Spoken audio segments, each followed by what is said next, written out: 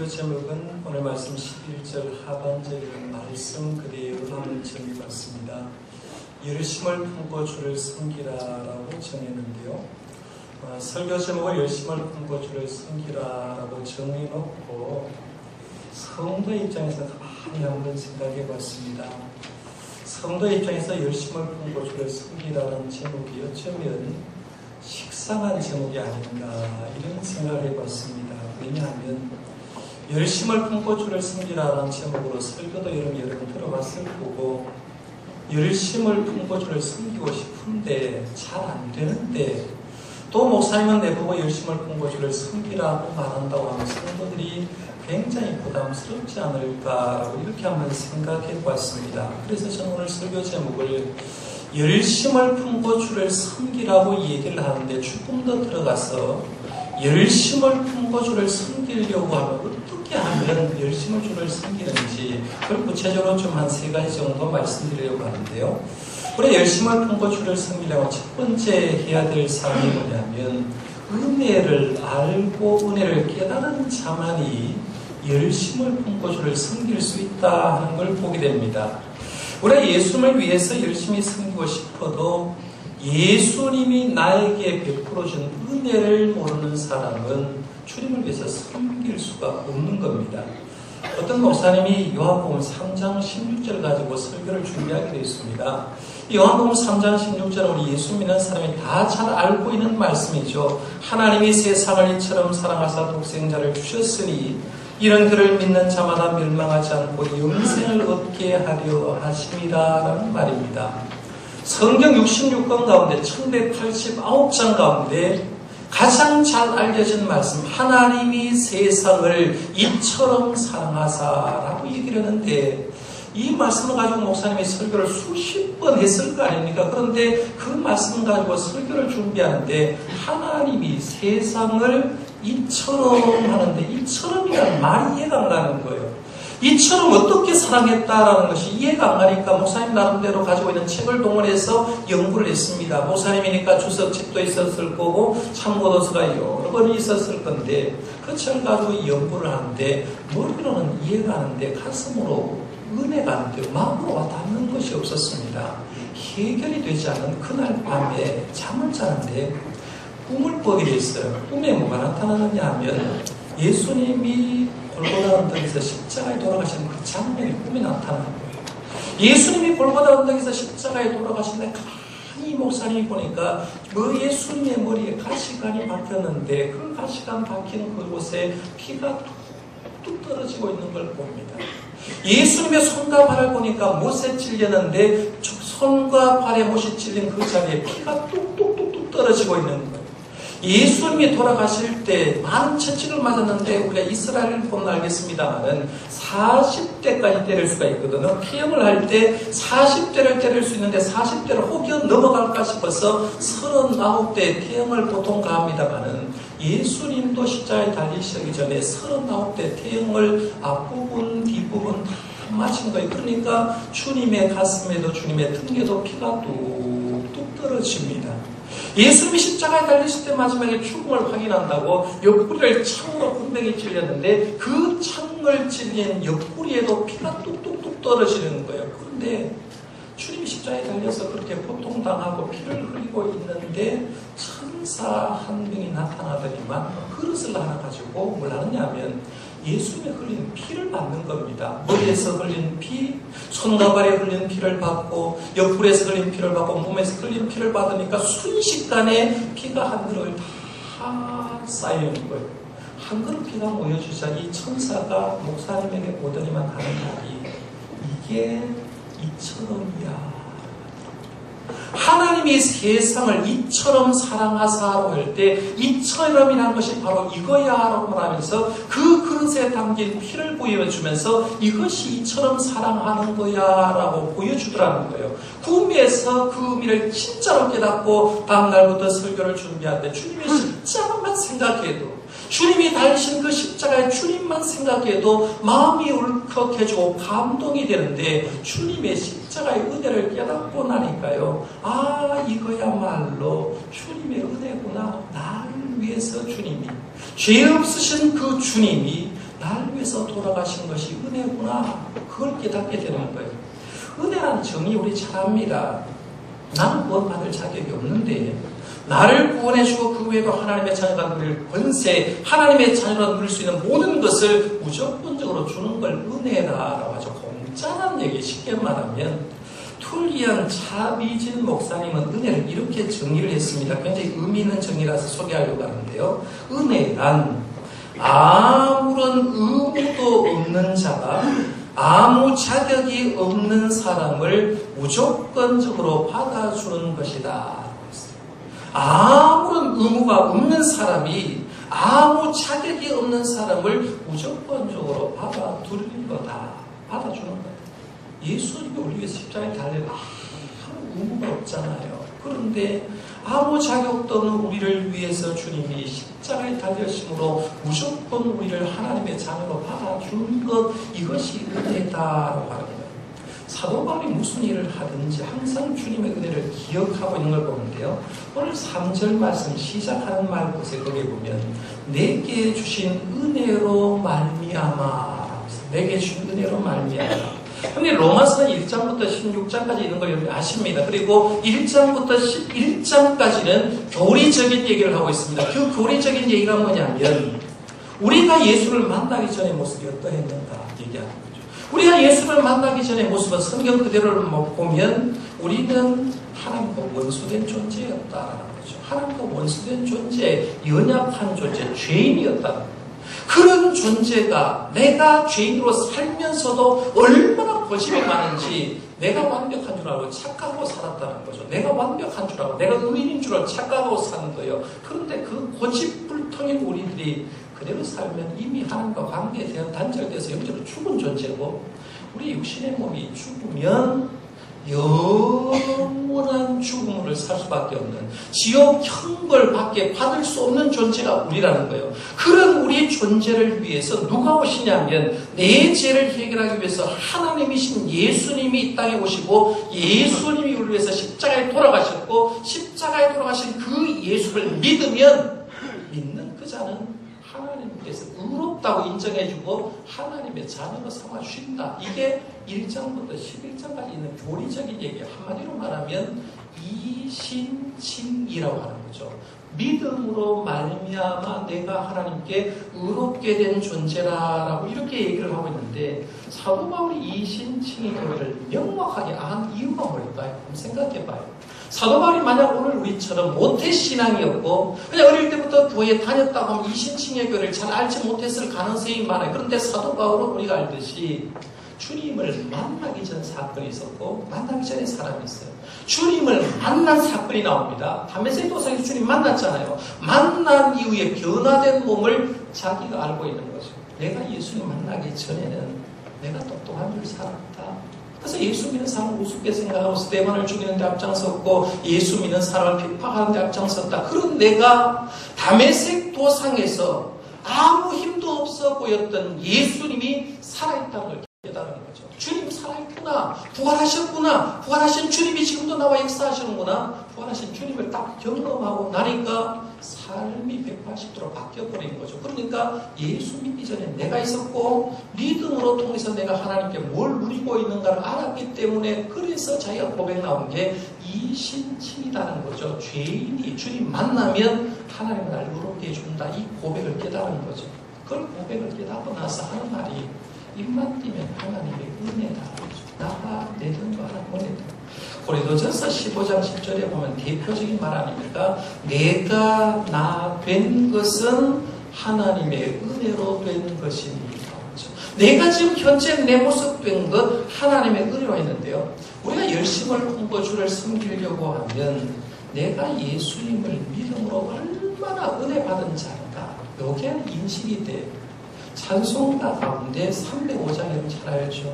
나 같은 죄인 살리신 주 은혜 놀라와 잃었던 생명 찾았고 광명을 나 같은 죄인을 살리신 주님의 은혜가 고마워서 잃었던 생명 찾았고 광명을 얻었다 했죠. 2절 가사에 보면 큰 죄악에서 건지신 주 은혜 고마워 나 처음 믿는 그 시간 귀하고 귀하다라고 했어요. 우리가 이런 고백이요 찬송과 가사에 준 유탄의 고백만이 아니라 저와 여러분의 고백이 되시길 바랍니다. 주님만 생각하면 은혜가 되는 사람이 열심을 품고 주를 섬길 수 있다는 거예요. 두 번째, 열심을 품고 주를 섬기려고 하면 내가 받은 은사가 뭔가를 알아야 돼요. 다메섹 도상에서 부활하신 예수를 만난 사도 바울이 그냥 만난 걸로 끝났으면 의미가 없어요. 그런데 이 사도 바울이 예수를 만났고 예수는 그에게 3일 동안 눈 멀게 해줍니다. 아나니아를 보내주고 아나니아의 입을 통해서, 주님의 입을 통해서 하는 말이 뭐냐면 내가 너 왜 선택했는지 아느냐 하는 걸 묻습니다. 그러면서 가르쳐주죠. 내가 너를 선택한 이유는 네가 그동안 나를 많이 박해했기 때문에 이제는 네가 내 대신 복음을 들고 이방인 지역에 가서 박해가 있더라도 이방인을 전파하는 선교사로 살아야 된다라는 사명을 줍니다. 그 사명이 바로 은사라고 얘기할 수가 있죠. 은사는 은혜 받은 자에게 선물로 주는 게 은사예요. 그러면 은사 보통 생각하면 카리스마거든요. 이 헬라어 단어로 하면 카리스마인데 한국에서 제일 카리스마가 심한 사람, 좋은 사람이 누구냐 말하면 남자로 얘기하면 아마 배우 최민수 정도가 안 되겠어요. 터프하기는 뭐 유명하지 않습니까? 얼마 전에도 방송 나오는데 막 부서지기도 하고 싸우기도 하고 그러면서 남자가 야 카리스마가 있으려고 하면 최민수 정도는 있어야 카리스마가 있지라고 하는데요. 그건 그런 게 아니고 개팍함이죠. 그건 은사가 아니에요. 진짜 은사는 뭐냐면 내가 하나님의 은혜를 받고 나서 하나님의 일을 하고 주님을 위해서 일을 맡기는 것, 그 은사를 얘기합니다. 그래서 은혜와 은사는 좀 달라요. 은혜는 예수 믿는 사람 다 줍니다. 저도 받았고 여러분 받은 게 뭐예요? 구원의 은혜 받았죠. 그렇죠? 구원 받았잖아요. 예수 믿고 구원 받으니까 하나님의 자녀가 돼서 우리가 하나님께 기도하면서 뭐라고 합니까? 하나님 아버지라고 기도하잖아요. 이거 다 똑같습니다. 제가 받은 은혜, 여러분이 받은 은혜 똑같아요. 그런데 은사는 다릅니다. 왜 은사는 다르냐 하면 저 사람의, 예를 들면 저 사람의 성장 배경이 다르죠. 제가 성장 배경이 있고 여러분 성장 배경이 다를 수 있어요. 학력 차이가 납니다. 성격도 차이가 나고 인품도 차이가 나고 달란트도 차이가 납니다. 그래서 하나님은 저 사람만이 가진 그 성품, 출생 배경, 학력, 저 사람이 잘할 수 있는 것을 가지고 어떻게 하면 하나님을 위해서 주님의 몸된 교회에서 일할까 생각해서 그 사람에게 주는 한두 가지 특별한 은사가 있다는 거죠. 그걸 가지고 은사라고 얘기를 하는 거예요. 그럼 생각해 보세요. 우리가 본문 말씀에도 보면 한 사람의 몸에도 여러 지체가 있다. 몸은 여러분 하나지만 눈도 있고 코도 있고 귀도 있어요. 그렇죠? 다리도 있고 팔도 있어요. 몸은 하나인데 지체가 여러 가지 있듯이 주님을 섬기기 위해서 한 교회를 섬기지만 다양한 은사자가 필요하다고 얘기했어요. 그래서 다양한 은사를 가진 사람이 필요하다고 얘기하는데 우리 교회는 지금 1시간 예배를 드립니다. 그죠? 주일 날 예배 11시에 오셔가지고 그냥 12시 한 10분 정도 1시간 정도 드리는데 1시간 예배를 위해서 몇 명이 준비하는지 한번 생각해 보시고요. 목사만 준비합니까? 아니죠. 목사 한 주일 내도록 여러분 위해서 예배를 프로그램을 준비하고 설교 준비합니다. 그러나 제 혼자 있어가는 예배가 안 돼요. 누가 필요해요? 기도하는 장로님이 기도를 인도해 주셔야 되잖아요. 그렇죠? 한 주간 동안 교회를 위해서 예배를 위해서 기도를 준비해야 됩니다. 찬양대 찬양이 없다고 하면 얼마나 썰렁하겠습니까? 그렇죠? 근데 찬양대가 오늘 한국 찬양 한 3분 정도 찬양을 위해서 한 주 전부터 해서 찬양에서 한 30여 명 지휘자와 반주자 모든 대원이 한 목소리를 맞춰서 힘들지만 잘 모르는 곡이지만 연습해가지고 온 거죠. 관현악단 그냥 온 게 아니라 우리 권사님 매일마다 가르치고 20명 정도 지금 모였잖아. 20여 명 넘는 사람이 악기로 연주를 해줍니다. 그뿐입니까? 우리 예배를 하다 보면 지금 관현악단도 있지만 방송실에 있어요. 방송실에 지금 두 분이 앉아 계시는데 방송실은 여러분 잘하면 본전이고 못하면 부지름 듣는 자리입니다. 그렇죠? 조금만 늦게 뜨면 왜 늦게 뜨냐는 거죠. 정상적으로 뜨면 아무 소리 안 합니다. 그러나 조금만 늦으면 저도 한마디 하죠. 왜 좀 정신 안 차리냐고 얘기합니다. 방송팀에 사람이 있어야 되는 거죠. 안내위원 필요하죠. 그렇죠? 안내위원 들어올 때 여러분이 그냥 들어왔습니까? 누군가 앞장서 권사님이 다 배울 만큼 배웠고 알 만큼 아는 사람, 연세 들 사람 들었는데 젊은 아이 보고 인사하고 어른 보고 안녕하세요. 잘 오셨습니다. 주고 나누고 있잖아요. 은사이기 때문에 그러는 거예요. 주차장에 여러분 차 몰고 오신 분 그냥 온 게 아니라 주차장에 우리 배성모 집사님하고 박서원청에 둘이 안내를 했을 겁니다. 공대를 잡고 그렇죠. 그 사람은 할 일 없어 그런 게 아니라 예배를 지금 돕고 있는 거죠. 헌금위원도 마찬가지입니다. 예배 드리는 중간에 헌금을 계수해서 두 분이 앞으로 오고 이렇게 안내하는 거예요. 여러분이 지금 예배를 드리고 나면 곧바로 내려가면 음식이 준비되어 있을 겁니다. 이 준비하기 위해서 어제 저녁부터 구역에서 그리고 주방봉사팀에서 일찍 나와서 벌써 9시 전에 나와서 음식을 요리했어요. 벌써 밥이 안 돼서 밥이 다 취사가 눌려졌는지 모르는데 냄새가 날 겁니다. 그리고 예배 마치자마자 제일 먼저 우리 권사님 쫓아가서 배식하는 준비를 할 거예요. 아름다운 예배를 위해서 성장 당식팀이 어제 와서 몇 시간 동안 우리 권사님이 혼자 오러가면서 양작품을 만들어냈어요. 디나미스 찬양단이 찬양 연습을 어제도 왔고 오늘도 아름답게 찬양했어요. 더 있는지 모르겠어요. 제가 가끔 생각해보는 거죠. 1시간 예배를 위해서 예배를 준비하는 인원이 몇 명 정도 되느냐면요. 최소 100명 넘습니다. 지금 우리가 드리는 예배 1시간을 위해서요. 예배 그냥 왔다가 돌아가시는 분은 모르지만 1시간의 풍성한 예배를 위해서 100명 이상의 사람이 매일 주일마다 각기 받은 은사의 자리에서 섬기니까 예배가 풍성해지는 거죠. 이게 은사라는 거죠. 내가 할 수 있는 것 가지고 오는 거예요. 우리가 열심을 품고 주님을 섬기기 위해서는요. 내가 받은 은사를 잘 알아야 됩니다. 은사대로 사역할 필요가 있어요. 은사가 그럼 뭐냐? 내가 받은 은사가 뭐냐 했어요. 첫 번째는 직분의 은사입니다. 목사, 전도사는 가르침의 은사가 있는 거죠.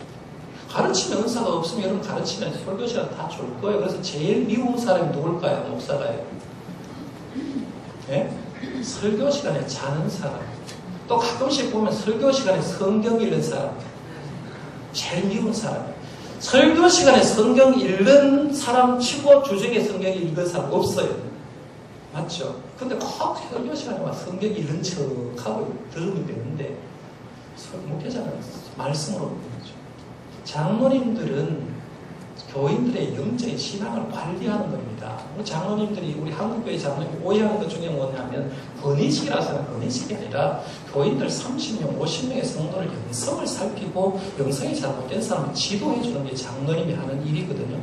그럼 집사님이 하는 일입니다. 뭐냐? 집사님이 하는 일은 교회를 살피는 겁니다. 그래서 내가 해야 될 일이 뭔가를 쫙 보다가 일을 모아서 하는 거예요. 그게 집사가 하는 일이에요. 그 집사는 그냥 명예직으로 준 게 아니라 집사가 하는 일은 내가 교회를 위해서 뭔가 하는 일이에요. 권사님은 뭐 하는 거냐? 권사님은 교인이 어렵고 힘들면 신방 가고 교인들 위해서 기도해 주는 거, 눈빛 살피는 게 권사가 할 일이에요. 그 외에도 교사와 찬양대원 여러 직분자들이 있는데요. 내가 받은 직분이 은사라고 생각하고 그 은사대로만 사역을 하면요. 지금도 교회는 부흥할 줄 여러분 믿습니다. 분명한 사실이에요. 그 외에도 교회를 세우기 위해서 은사가 많이 언급되죠. 오늘 본문 말씀에도 6절에서 9절 말씀에 보면 얘기합니다. 우리의 주신 은혜대로 받은 은사가 각각 다르니고 예언이면 믿음의 본세대로 섬기는 은사를 받은 사람은 섬기는 일로 가르치는 자는 가르치는 일로 위로의 은사를 받은 사람은 위로하는 일로 구제하는 은사를 받은 사람은 구제를 성실함으로 다스리는 은사를 받은 사람은 부지런함으로 긍휼을 베푸는 자라 긍휼의 은사를 받은 사람은 즐거움으로 해라라고 말하면서 각자의 은사에 맞도록 하는 거죠. 그러면 교회는 교회다. 그럼 제일 행복한 사람, 저는 이런 사람 같아요. 내가 할 일이 있고 할 일이 즐거운 사람, 제일 행복한 사람. 근데 행복한 사람이 뭐 돈 많은 사람이 행복한 사람이 아니라요. 내가 할 일이 있고 그 할 일이 너무 재미있고 즐거운 사람. 예를 들면 이거요. 학교에 학생들이 다닐 학교가 있고 학교에다 공부를 하는데 공부가 너무 즐거워. 그 사람 제일 행복하죠. 그런데 학교에 가는데 가방 미고 오늘도 가야 되나 가서 어떻게 때우나 11시까지 어떻게 버티나 이렇게 생각하고 가면 그 사람 얼마나 불쌍한 사람이에요. 똑같이 가잖아요. 직장인들이 아침에 출근하면서 다닐 회사가 있고 가서 회사에 자기 업무를 하는데 너무 즐겁게 일하면 그 사람이 행복한 사람이죠. 그런데 직장생활 하는 사람이 아이고 먹고 살라, 이게 뭐 포도차이라고 가기는 가야 되는데 오늘도 상사한테 무슨 부지런 들을까 하고 생각하는 사람, 불행한 사람이지만 일하는 것이 즐거운 사람은 즐거운 거죠. 전업주부가 가정이 있고 가정 위해서 일하는 게 재밌고 즐거운 그 사람 행복한 사람이죠. 마찬가지로 성도라면 섬길 교회가 있고 내가 섬기는 일이 즐겁다고 하면 그 사람은 행복한 성도인 줄 믿으시기 바랍니다. 하나님의 일이 그거예요. 그래서 우리가 저와 여러분이 교회 공동체를 섬기면서요, 섬길 수 있는 아름다운 전통교회가 있고 그 교회에 내게 은사를 주셔서 즐겁게 섬기는 은사 주신 거 감사하고 즐겁게 섬겨주시기를 바랍니다. 그다음 세 번째로 열심을 품고 주를 섬기라고 하는데요, 열심을 품고 주를 섬기려고 하면 섬기는 것을 습관화되어야 됩니다. 습관화. 무슨 일이든지요, 습관 들이기는 어렵지만 습관을 들어놓으면 안 하기가 더 어렵습니다. 예를 하나 들어볼게요. 가장 쉬운 예, 양치질 하는 거예요.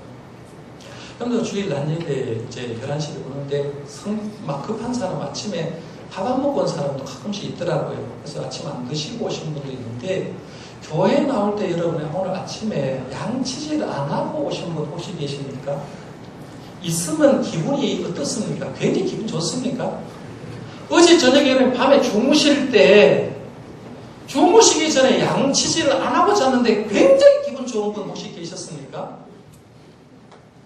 안 좋았을 거예요. 그렇죠?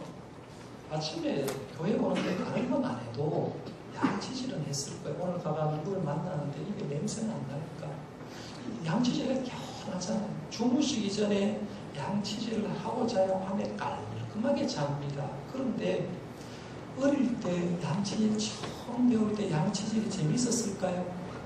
어린아이들에게 양치하라고 엄마, 할머니 보면 할머니가 볼 때는 할머니가, 엄마가 볼 때 엄마가 양치질하라고 막 얘기하잖아요. 그러면 아이가 하기 싫다고 얘기하죠. 뱉어라, 뭐 어떻게 해라라고 하는데 그날 따라서 엄마, 할머니가 양치질 안 하는 걸 잊어버리고 하면 아이가 좋아하죠. 오늘 양치질 안 하고 잔다 좋아하잖아요. 습관이 들어는 거, 습관이 안 들어는 거 차이라는 얘기입니다. 우리가 하나님의 일을 하는 것도 마찬가지예요. 내가 무엇을 습관을 들어놓으면요, 안 하는 게 더 어렵다는 거죠. 이해갑니까, 여러분? 주님을 섬기고 주님의 몸된 교회를 섬기는 것도 마찬가지예요. 섬기는 것이 힘든 것 같지만 섬기는 것이 습관화만 되면 안 섬기는 게 더 어렵다는 거죠. 예를 들어볼까요? 기도의 습관을 들인 사람, 나는 새벽 기도하는 게 습관이야 라고 하는 사람, 처음에는 진짜 어려웠을 거예요. 새벽 기도 나오다가 눈이 감겼을 거예요. 그런데 새벽 기도가 습관이 된 사람은 어느 날 잠을 자다 보니까 알람을 잘못 맞췄거나 자기가 늦었어요. 새벽 기도 5시 반에 한 일어나 보니까 6시야. 새벽 기도 어차피 나오면 늦어. 그래서 새벽 기도를 안 나왔는데 안 나온 사람과 30분 더 잤잖아요. 그러면 그날 기분 좋을까요? 아니에요.